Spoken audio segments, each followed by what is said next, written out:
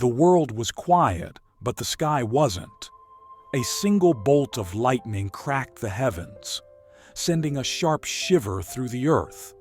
It was as if the world itself was trying to remind everyone of something ancient and powerful. People had always whispered stories about Zeus, the ruler of the gods. But the truth was something else. He wasn't just a god of thunder.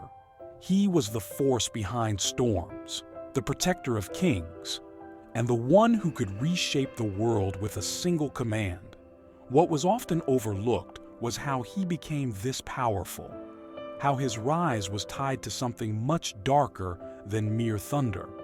Many didn't know that Zeus wasn't always the uncontested ruler of Mount Olympus. In fact, there was a time when his destiny wasn't clear. Born to the mighty Cronus, who had once ruled the universe, Zeus was expected to fall in line, to be just another piece in the grand puzzle of divine hierarchy. But as fate would have it, Cronus was a tyrant, devouring his children to prevent any of them from taking his throne. The battle for power began before Zeus even had a chance to take his first breath. It was only through cunning and deception that Zeus escaped the fate his father had planned for him. This twist of destiny would lead to a chain of events that changed everything. But what made Zeus truly formidable wasn't just his power, it was his mind. While the gods around him were content to rest on their thrones, Zeus was always plotting, always planning. He knew that true power wasn't in the thunder, but in controlling those who could unleash it. He would become the storm, but he would also be its master. The seeds of his greatness were planted during his youth, and soon enough, the world would witness a god unlike any other. Zeus's first real test came when he decided to confront his father, Cronus. The old god had been cruel, ruling with fear and devouring his own children to prevent them from taking his throne. But Zeus wasn't just any child. He had a plan, one that would change the course of history.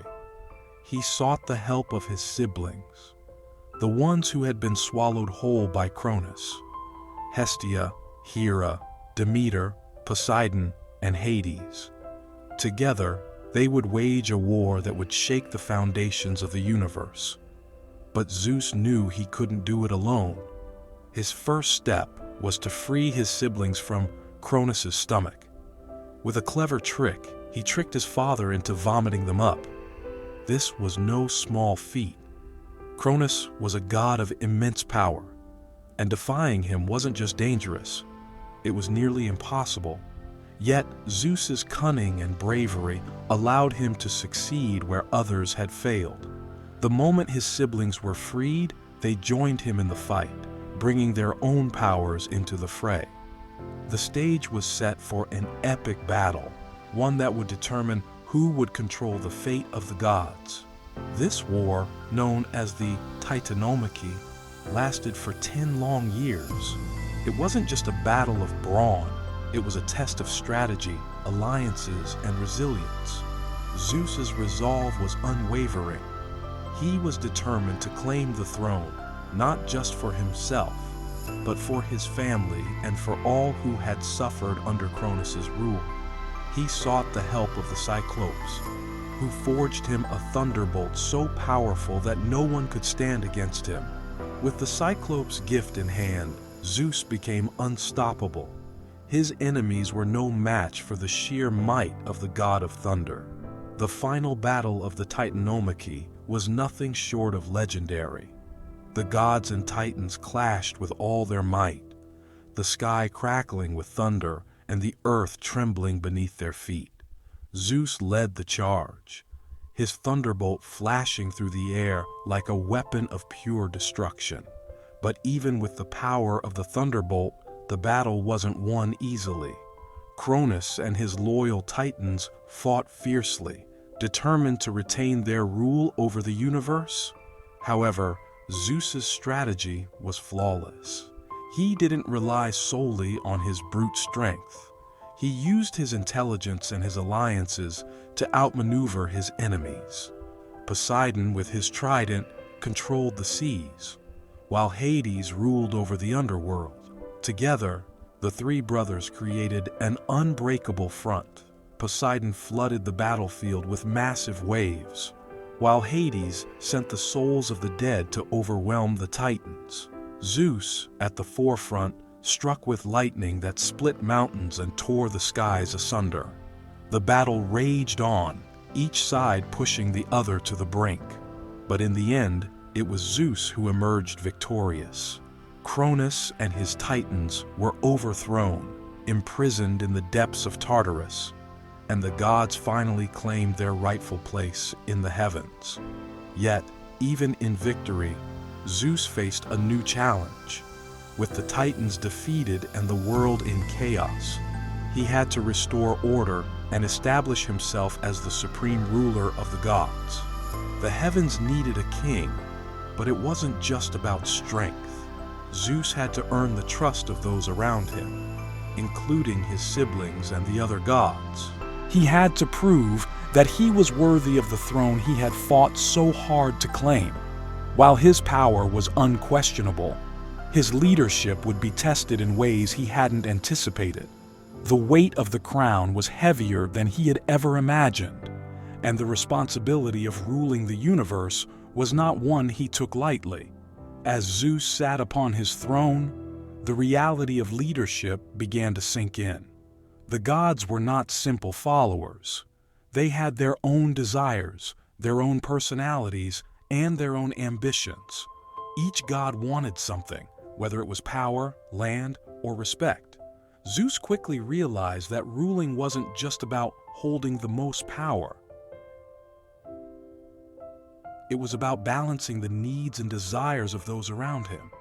Hera, his queen, sought to maintain her status as the most powerful goddess, while Poseidon desired control over the seas.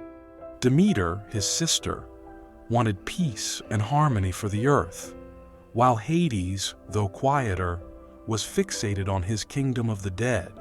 Keeping everyone content would be a challenge, but it was one that Zeus was ready to face. The tension between the gods became apparent as they debated who would control what realms.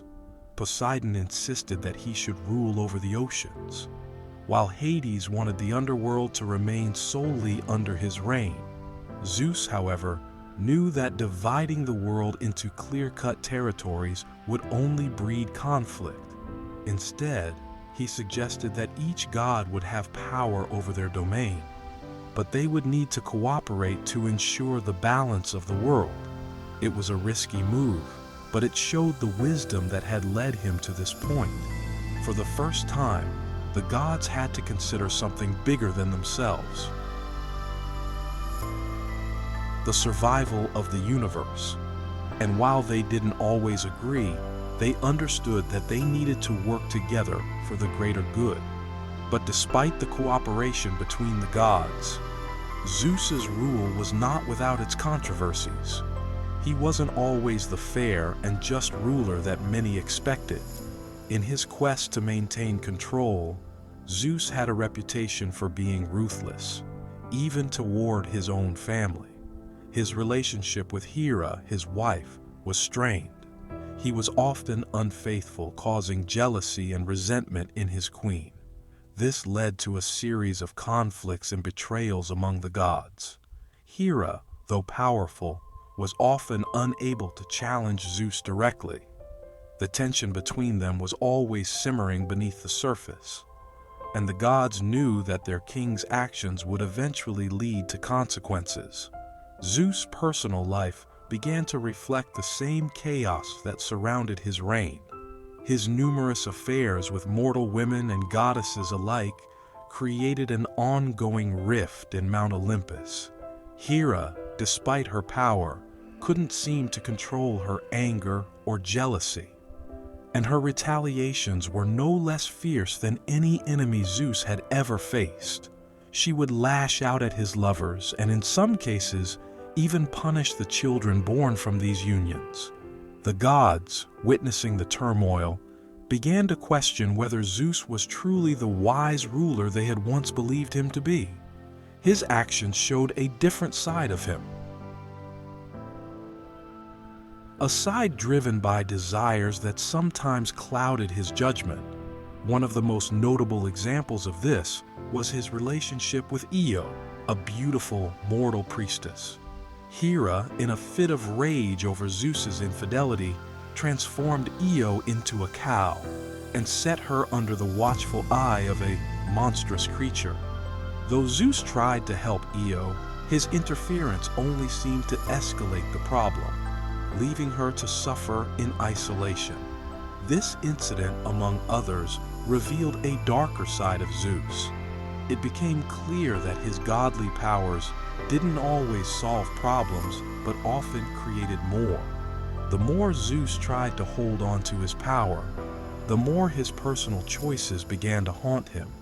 Even though he remained the king of the gods, his reign was slowly becoming overshadowed by his actions outside the throne room.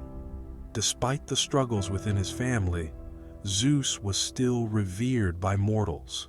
His power over thunder and storms made him a figure of awe and fear. Kings and leaders from all over the world would pray to him for strength and guidance, and he would respond with fierce storms, guiding them through their battles. In many ways, Zeus was the ultimate symbol of both creation and destruction.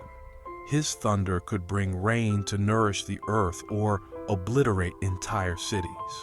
The mortals, though often unaware of his personal conflicts, saw him only as the mighty god who held the fate of the heavens and the earth in his hands. But power always comes with a price, and Zeus was no exception.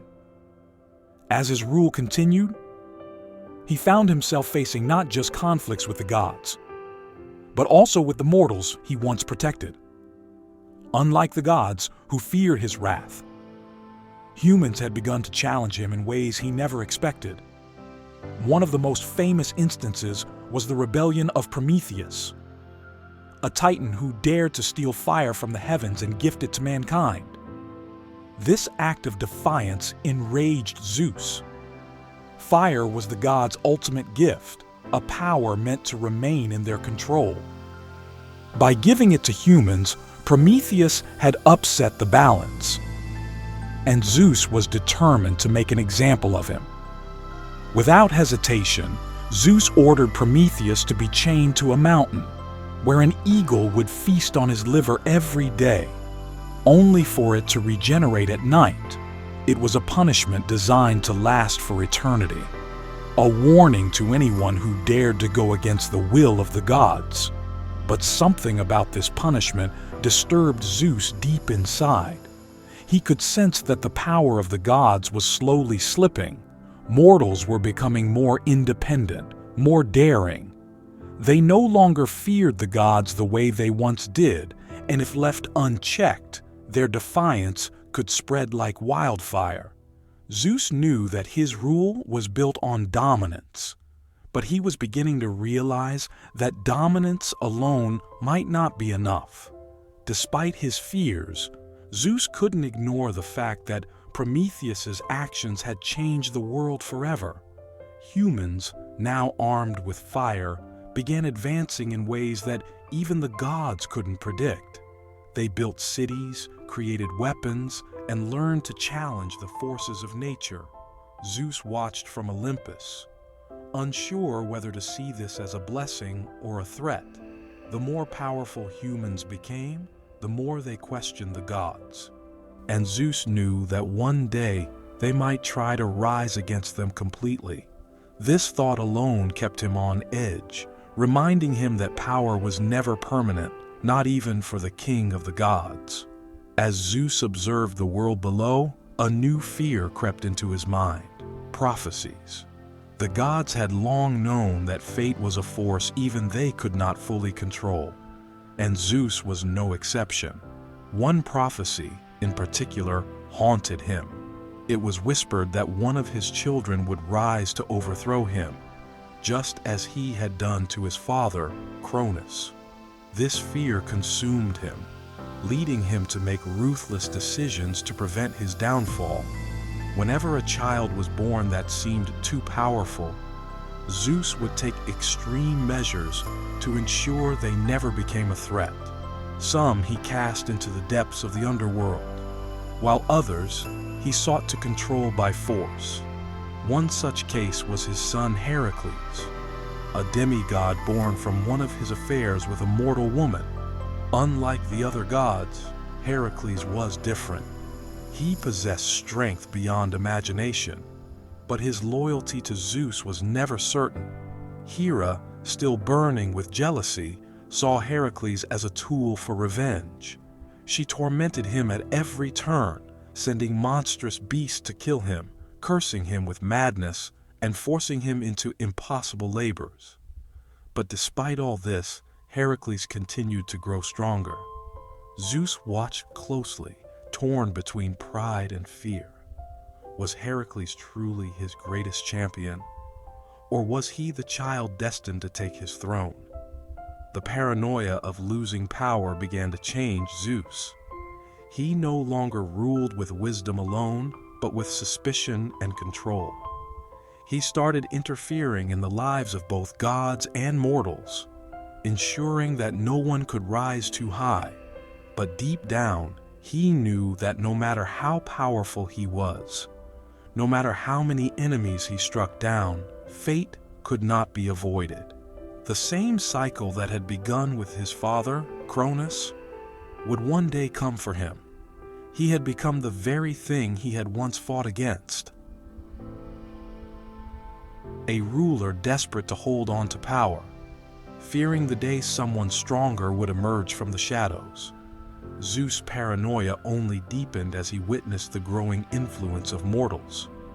In the past, humans had worshipped him without question, offering sacrifices and building grand temples in his honor. But now, some dared to defy the gods, believing they could shape their own destiny. The age of heroes had begun, and warriors like Perseus, Achilles, and Odysseus rose to legendary status, accomplishing feats that even gods took notice of. Zeus watched as these mortals gained fame and power, some even challenging divine beings.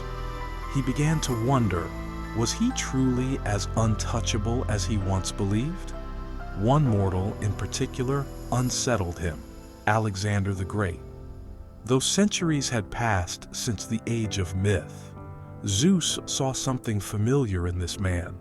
Alexander claimed to be the son of Zeus himself, leading armies across the world, conquering lands with a divine ambition. Some mortals even started to believe they no longer needed the gods. This troubled Zeus deeply. The world was changing, and faith in the gods was no longer absolute. If mortals stopped believing in him, would he still hold the same power? Was he only as strong as their prayers made him? These questions haunted him more than any prophecy ever had. But Zeus was not one to sit idly by. He had ruled for ages, outlasting titans, monsters, and rebellions. If mortals wished to challenge the gods, he would remind them why he was still the king of Olympus. He sent storms to shake the earth, lightning to strike down the arrogant, and omens to warn of divine wrath. Yet, the more he tried to assert control, the more mortals resisted. The world was shifting, and for the first time, Zeus felt something he had never truly feared before. Not rebellion, not war, but irrelevance. The gods had ruled for eternity, but eternity itself was beginning to feel uncertain. Zeus knew that power alone would not keep him on the throne. He needed to secure loyalty, not just through fear, but through alliances. He turned his attention back to the gods, ensuring that Olympus remained strong, even as the world below changed.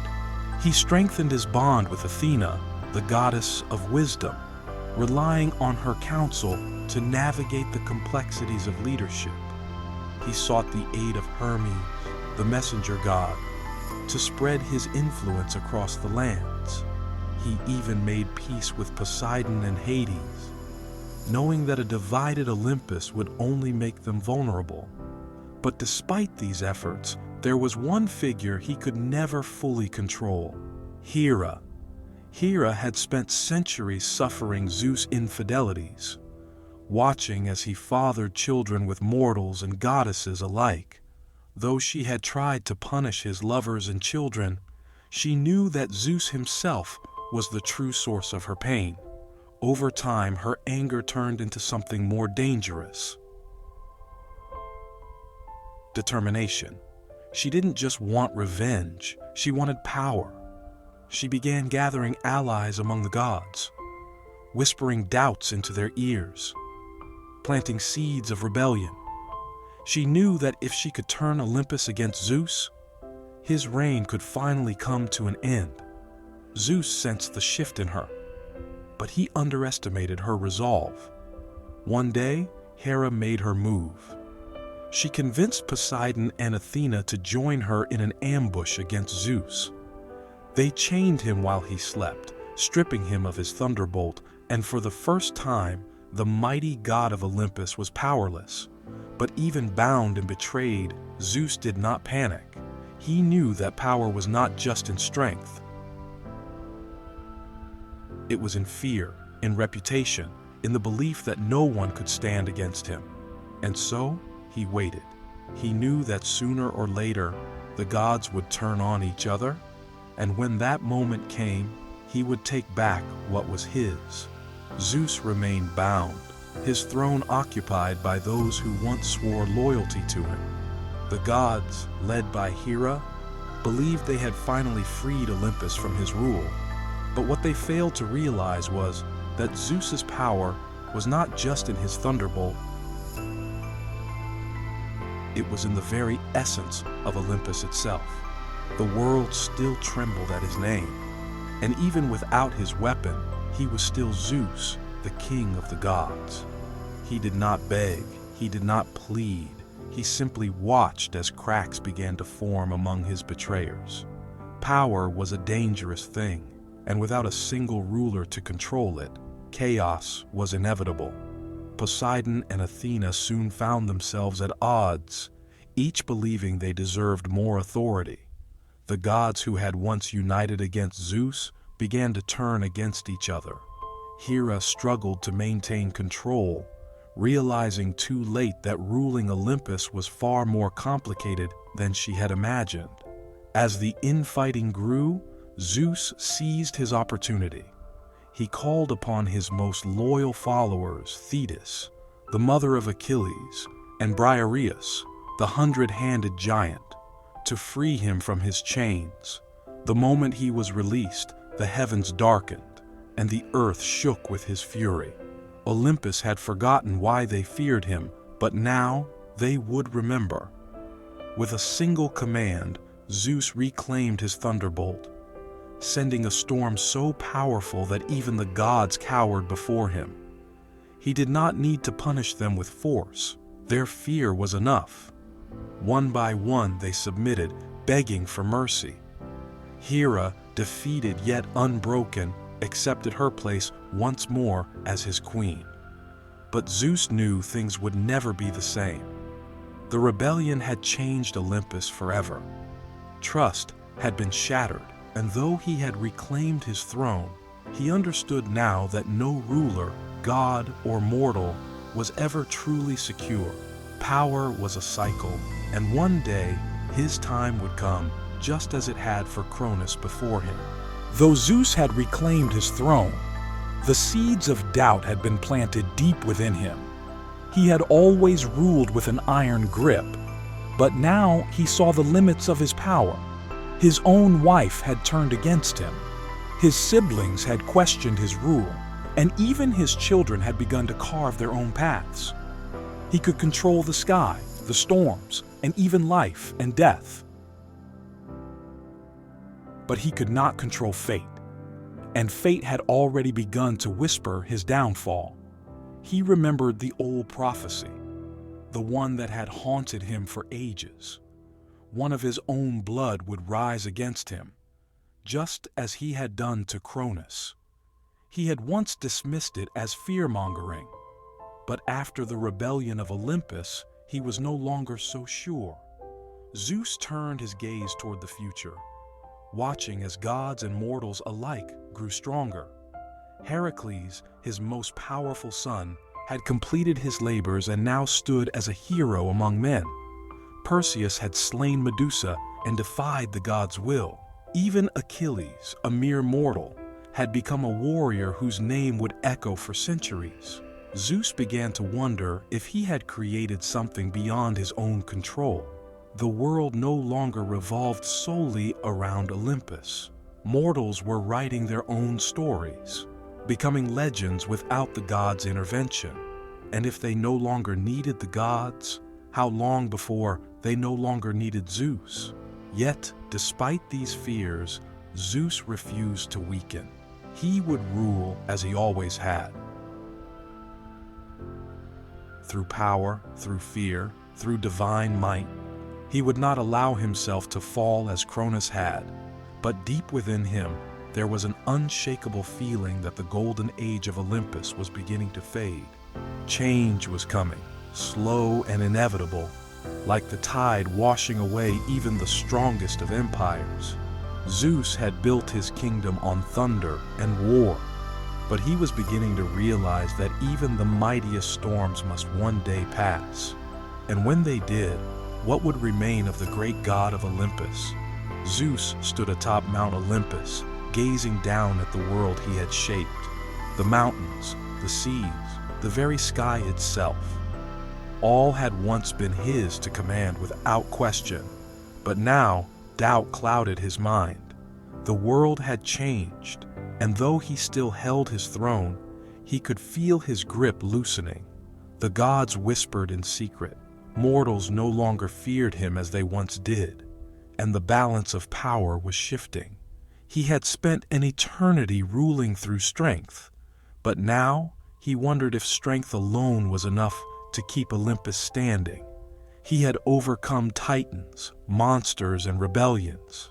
Yet the greatest threat he faced was time itself.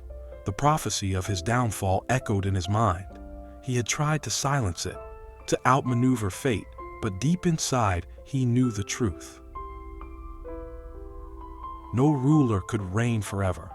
Even the mighty Zeus, king of gods and master of storms, would one day fall. He watched as humanity continued to grow, their ambitions reaching further than ever before. They no longer saw the gods as absolute. Some worshiped new ideas, new philosophies. Zeus knew that the day would come when mortals would stop looking to the sky for answers. When that happened, what would become of him? Would he fade into myth? Nothing more than a story told by those who had once feared his name? Yet, Zeus was not one to surrender. He had built Olympus with his own hands, carved his throne from the ruins of the Titans, and ruled through fire and thunder. If fate wished to take his power, it would have to fight him for it. He would not step aside. He would not kneel. He was Zeus, the god of thunder, the king of Olympus. And as long as he drew breath, he would hold the heavens in his grasp. But even as he made this vow, he couldn't shake the feeling that somewhere, in the shadows of destiny, his end had already begun. As the years passed, Zeus remained on his throne, but the world around him continued to shift. Mortals built great empires without the gods, relying on their own knowledge and ambition. Olympus, once the center of all existence, began to fade into legend. The gods still held power, but their influence over humanity was no longer absolute. Zeus watched in silence, his storms growing less frequent, his presence less feared. He had fought for his rule, shaped the heavens and the earth, and stood against every challenge. But even he could not stop the march of time. The gods were eternal, yet eternity did not mean relevance. One night, as Zeus stood on the edge of Olympus, Looking down at the mortal world, he felt something strange. An unfamiliar stillness in the air. The prayers that once echoed through the skies had grown faint. The temples built in his honor were now empty. For the first time in his existence, Zeus felt what it was like to be forgotten. He clenched his fist, lightning crackling around him. But there was no war to fight, no enemy to strike down. His greatest battle had never been against titans, monsters, or traitors. It had been against time itself. And now, he realized, time had finally won. But Zeus was no ordinary god. He did not weep for what was lost, nor did he rage against the inevitable. He simply accepted it. He had ruled with strength, shaped history with his thunder, and left a legacy that no mortal could erase. Even if the world no longer feared him, his name would never be truly forgotten. His legend would live on, told in stories, carved in ancient ruins, whispered in the winds of the heavens. And as long as his name was spoken, even in myth, Zeus would remain, the god of thunder, the king of Olympus, forever. Zeus's story is not just about power, but about the inevitable cycle of rise and fall. Even the mightiest rulers must face the reality of time and change. No power lasts forever.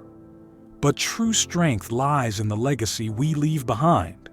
No matter how the world changes, what we do today will echo into the future. So make your story one worth remembering.